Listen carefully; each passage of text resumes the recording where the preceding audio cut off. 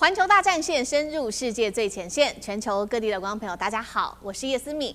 觀眾朋友們，一周的開始，請觀眾朋友先記得幫我們的影片在下方點讚，並且呢，在留言區可以跟我們做互動。今天我也會親自的跟網友們來做回復，可以寫下思敏我在哪一個城市，並且寫下熱推，並且呢，如果看到熱推薦，幫我們按下熱推2個字。今天節目我們要特別關心的是中東戰事，在伊朗的方面，4波的飛彈現在襲擊空襲報復以色列。川普在這個時候希望喊停來做和談停火，但是目前的狀況是他管不住以色列總理納坦雅胡。美國的保護傘失靈了嗎？現在說害慘了這一些海灣的盟友們，怎麼回事？今天就這些議題會一起來做關心。首先歡迎我們的到場來賓，國際情勢專家賴岳謙老師。主持人好，觀眾朋友大家好。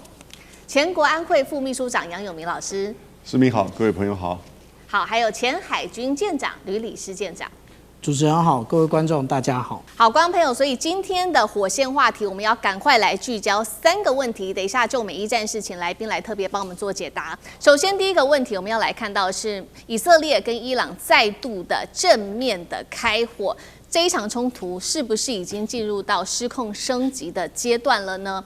諷刺的是，川普一邊還是在喊停火啊，一邊卻被打臉。被誰打臉呢？因為他壓不住以色列總理納坦雅胡啊。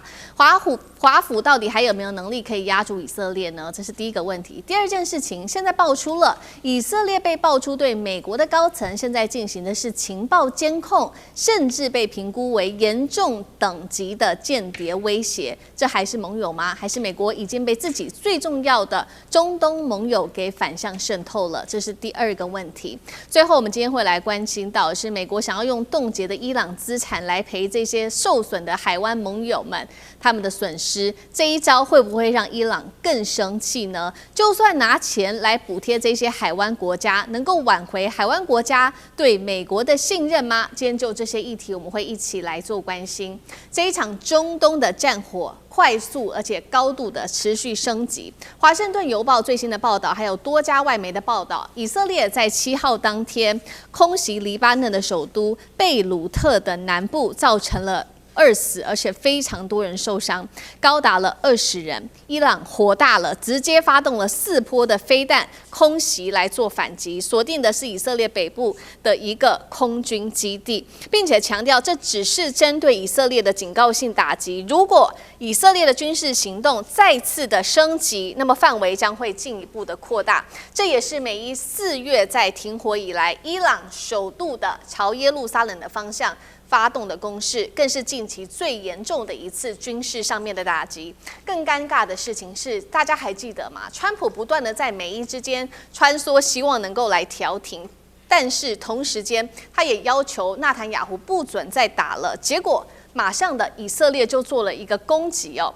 以色列這話才說完，就已經有國防部最新的證實，對伊朗的包括它的中部跟西部軍事目標發動攻擊。伊朗方面在德黑蘭傳出了巨大的爆炸聲響，大家還記得嗎？川普才說的，納坦雅胡沒有什麼選項了，只能接受美國跟伊朗談成的具體的任何協議。結果以色列馬上打臉川普，這到底怎麼回事？為什麼伊朗跟以色列這一次再度的正面交火，衝突會不會持續的擴大？伊朗這一次鎖定這個以色列的空軍基地，它的目的到底又是什麼？接下來的報復規模會不會像過去一樣越來越大？呂艦長怎麼看？我們看到啊，有關於這個以色列跟伊朗他們的戰事，其實就是一個不斷升級的過程。現在看起來小打小鬧，那川普想要在這中間和解，可是川普對於這個有關於霍姆茲海峽，或者是對於伊朗他的一個所謂的終戰指導滿足了嗎？所謂的終戰指導，也就是停止戰爭的條件。可是我們現在看到的，有關於川普，他堅持2件事情，第一個就是濃縮鈾的部分，那第二個也就是霍姆茲海峽開放的問題。可是現在這一個霍姆茲海峽其實被伊朗發現比濃縮鈾還好用啊。那對於濃縮鈾來講，也就是這是伊朗超過2代以上人的努力。那現在的那個最高領導的階層，他願意把這2代以上的人的一個研究成果交出去嗎？這也是個困難。所以現在川普怎麼講都不對。那川普說，有關於這個以色列，他希望以色列不要進行報復。那如果納坦雅胡還繼續的進行報復的話，那就會像過去的3000年那樣，也就是不斷的繼續的打下去。但是對於以色列來講，這個是孰可忍孰不可忍啊？那他怎麼會變成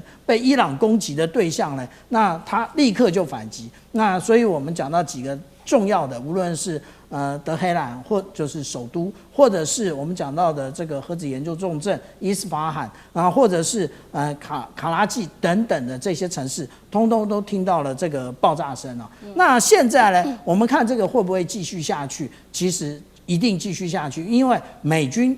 其實我們講到上個禮拜我們看到的，也就是全世號的遠征打擊群，它已經回頭了，也進入南海了。但是它的2艘航空母艦打擊群以及迪利波里號遠征打擊群還在這一個阿拉伯海的這個位置啊。那我們不知道這個禮拜會不會有什麼樣的更新，但是它一直擺在那個位置，也就是對於川普來講，這個就是核戰2手陣那個策略，而我大棒舉在那裡，那我希望能夠跟伊朗達成協議。但是對於伊朗來講，現在我們所看到的這一些美國開出來的條件一點用都沒有。為什麼？因為其實我們這樣講啊，西方的賓聖克勞塞維茲講到，軍事是政治的延伸。我們剛剛講到2個部分，其實都是政治，就是有關於霍姆茲海峽，有關於這一個濃縮鈾的部分，其實都是政治的部分。那如果川普沒有辦法解決這個部分的話，那其實就軍事行動，也就是捍衛國家利益的這個工具，不免的繼續使用下去。好，所以現在美伊和談到現在2個關鍵問題，至今確實仍然是無解的不管是有關於濃縮鈾的議題，或者是荷姆茲海峽的議題，川普現在非常的擔心。那另外一方面就是他實在是管不住以色列嗎？尤其是以色列總理納坦雅胡嗎？我們要來看到呢，現在這個川普要擔心的，除了他管不住納坦雅胡之外，還有來自於《紐約時報》最新的披露。他說呢，美國反情報部門最新評估已經指示了說，以色列对於美國構成的間諜威脅已經嚴重上升到了嚴重等級。美國情報界也傳出了以色列對美國高層在進行的竊聽行動，而且呢，這個竊聽已經失控了，鎖定的對象都是這些比較傾向在外交上可以降低美伊之間的一個衝突的官員，包括了川普的首席談判代表威科夫，還有五角大廈的官員，跟多名負責中東政策的官員。再來，川普手上另外一個棘手的問題就是國內的民調。反戰的聲浪越來越高了。現在只有16%的受訪者認為美國贏得或是正在贏得對於伊朗的戰爭，有超過80%的民主黨支持者，60%的無黨派的選民認為這一場衝突是弊大於利的。尤其共和黨的支持者也對川普表示疑慮。那現在美國管不住以色列了嗎？接下來會不會就不理以色列了，乾脆自己抽身，然後避免被拖進更大的戰火當中？賴老師怎麼做解读？美國並不是管不動以色列啊，主要的問題就在於不敢管，或是不認真的管啊。最主要原因在哪裡？你可以看得出來，我為什麼會說美國完全可以管得動以色列？美國只要不給以色列錢啊，美國只要不給以色列武器彈藥，以色列撐不久的。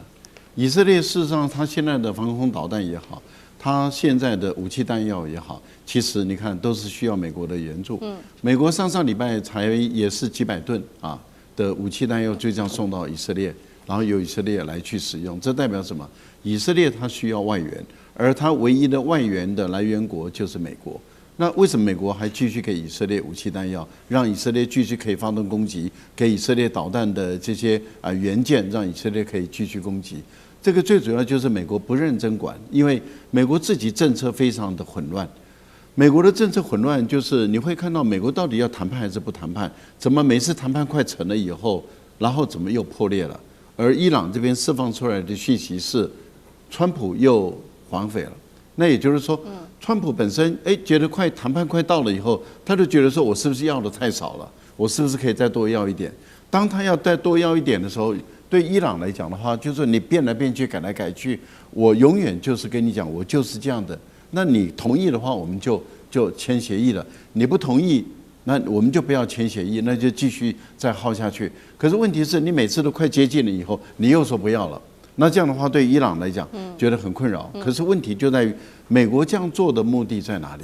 就是好像他對於這個戰爭到底要拖下去，還是真的要結束，他自己也取捨不定。因為當他快要結束了以後，人家就會看說你這個結束的條件是怎麼樣，馬上就會發現說，跟奧巴馬時代沒有什麼太大的差別嘛。奧巴馬也是說濃縮鈾減到3.67啊，然後風度了，濃縮鈾的風度減到3.67，那你現在還是回到3點多嘛，那就沒有什麼不一樣，而且還要解除經濟制裁，而且呢，你凍結的資金也要解除。那這些就跟奧巴馬時代一樣，那沒有兩樣的話，你為什麼要當初要撕毀這個協議？你為什麼要發動這場戰爭？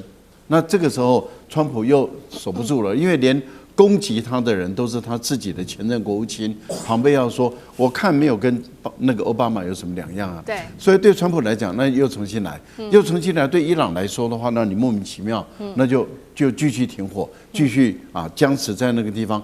對以色列來講，就是不希望戰爭停止，所以現在就趕快就再打一下。打一下的時候，如果美國真的不讓以色列打，美國可以做什麼呢？可以說，那武器彈藥就不會再給你了。所有的東西我都不會再給你。那當然，有些人會問說，那美國的猶太人會死傷力啊？沒有錯，美國的猶太人有作用。可是問題就在於，美國的猶太人真的敢跟川普翻臉嗎？川普如果真的要翻臉，川普發動的白人，坦白說，在美國的猶太人還是會擔心他的身家的安全。也就是說，如果白人真的翻臉了，其實在德國就是一個案例嘛。德國的案例就是白人真的翻臉了以後，猶太人他本身的身家性命就有危險了。難道這種前車之鑑，在美國的猶太人，他們不會懂他們的歷史上曾經發生過什麼事？難道真的美國的白人就跟德國的白人不一樣嗎？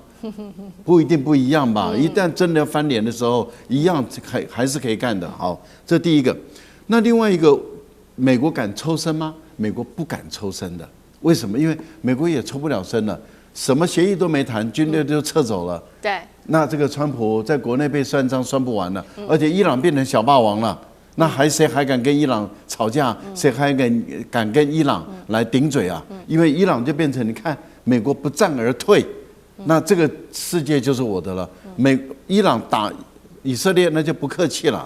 所以，除非你美國變成把以色列變成一個代理人戰爭，但是如果真的伊朗全力的攻擊以色列的話，以色列熬得住長期的戰爭嗎？也熬不住的。所以我個人認為，美國現在是抽不了身了。好，一方面我們現在看到這個美國，他這個針對以色列的問題感到非常的頭痛。那另外一方面，其實呢，川普他要擔心的還有這個不信任來自於這些海灣國家，包括了剛剛特別提到了，每當這個美軍攻擊的時候呢，伊朗反擊的往往都不是美國自己的本土，現在呢都是攻擊這些部署在中東的美軍基地。哪一些國家受害最深？當中包括了科威特、巴林、卡達跟阿聯這一些國家。所以呢，川普現在是想要試圖的這個緩解和海灣國家之間的關係嗎？他現在想出了一個新的方法，這個方法還在研議當中。他說呢，乾脆我們把呢對於伊朗這些凍結的海外資產，把它做成這些波灣盟友的戰損賠償跟重建的經費好了。那伊朗當然聽到了這句話，非常的憤怒。他說呢，美國你如果敢這個轉移我們的資產的話，接下來我們會做反制。如果做反制的話，受害最深的再一次就是這些海灣國家了。真的有可能這樣做嗎？川普，那楊老師怎麼看？這是一個很愚蠢的發言，這是一個很愚蠢的想法。我聽到美國的財政部長貝森特有公開這麼講，他說海灣國家受創，那我們就拿凍結伊朗的資產啊，然後補償給海灣國家。第一個，對伊朗而言呢，這是他們的主權財產，是美國非法的凍結甚至侵占。現在戰爭其實是傾向伊朗勝利，美國失利。